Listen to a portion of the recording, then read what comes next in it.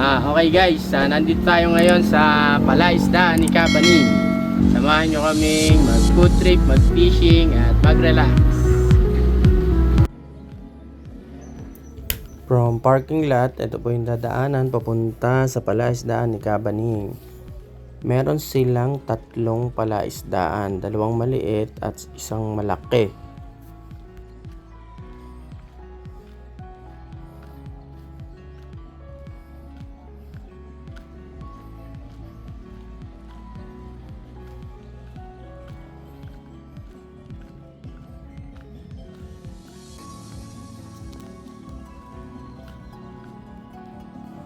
Ito po yung kanilang kubo for rent. Ito pong malaking kubo is 200 pesos. Then ito pong maliit na kubo is 100 pesos. All day na po ang rental ng kanilang mga kubos.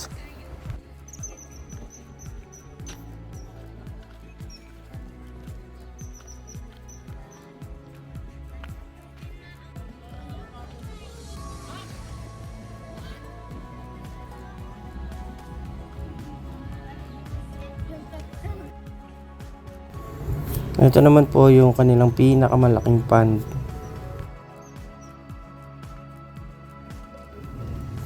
Kung fishing lang naman po ang ipupunta nyo dito kay Cabaning, meron po siyang entrance na 30 pesos per head. May mga fishing rod po sila na for rent, 70 pesos ang isa, kasama na po dun yung bait na masa.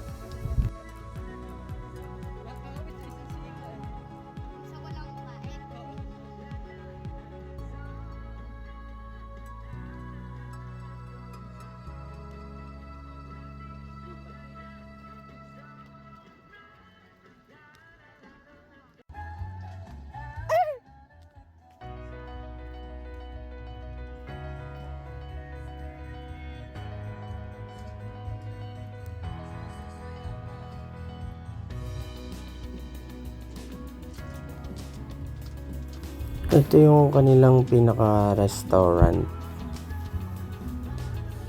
Ang palaisdaan ni Cabaning is located in number 1 Sentro, Balayong, Malolos, Bulacan.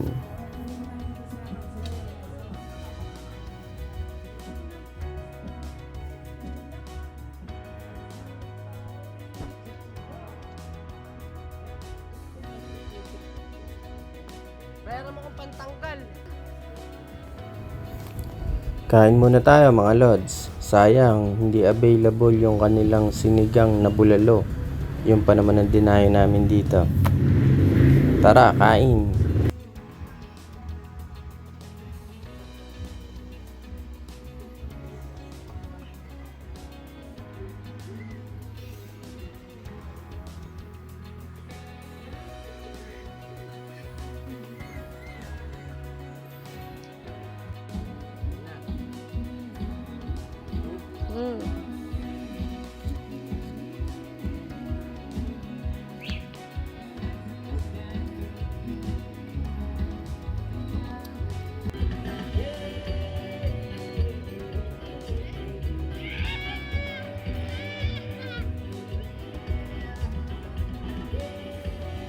Ang mga mahuhuli nyo nga palang tilapia ay titimbangin at babayaran ng 120 pesos per kilo.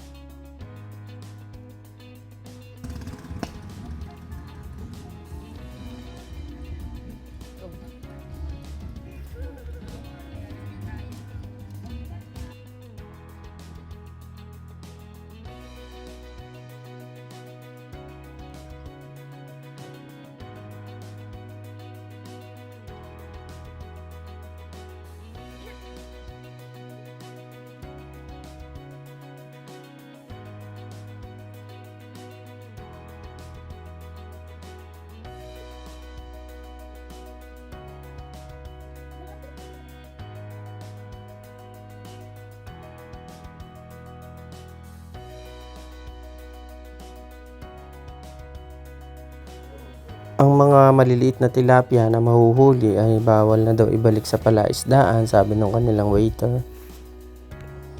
Kaya kahit maliit yung huli, kinikip na namin para iuwi.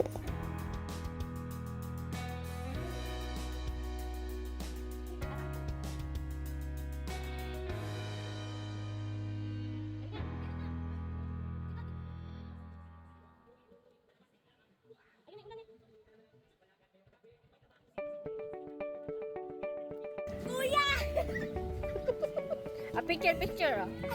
Eh, sama tayo. Eh. Masayang masaya si Bunso kasi siya ang nakahuli ng pinakamalaking tilapia. Okay na.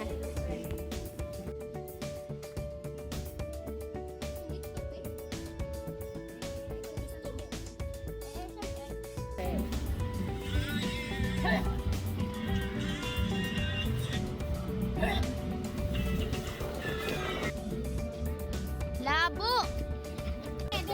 Dito mo yan pala. Nakakatakot ka. Dito. Dito mo. May boat ride din po pala dito sa palaisdaan ni Cabaning. 100 pesos po per 30 minutes. Wala yung kanilang bangkero at the time na nagpunta kami, kaya si kuya na lang ang nagsasagwan.